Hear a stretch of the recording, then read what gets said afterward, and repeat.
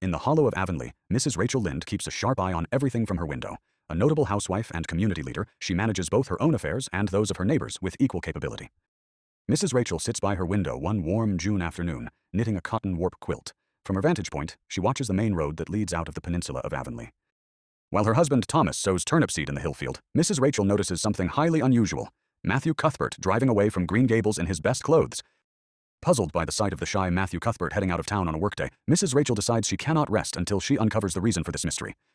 After tea, Mrs. Rachel walks up the long, grassy lane toward Green Gables, the secluded home the Cuthberts built at the edge of their cleared land. Entering the backyard of Green Gables, Mrs. Rachel finds the premises impeccably neat, as if Marilla Cuthbert swept the yard as often as the house.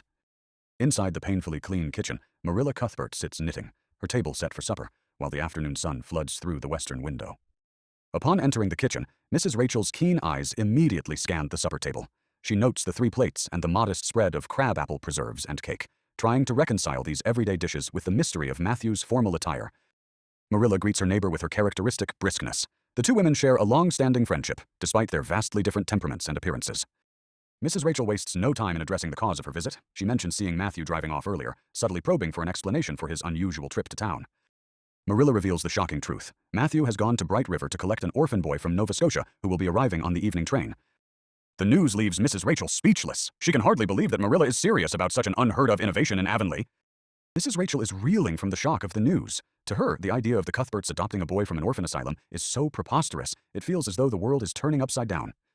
Mrs. Rachel recovers her voice, her disbelief quickly turning into sharp disapproval. She cannot fathom what could have possessed the sensible Cuthberts to make such a radical decision. The fact that Marilla and Matthew acted without consulting her only deepens Mrs. Rachel's conviction that the plan is a mistake. She prepares herself to voice her full opposition.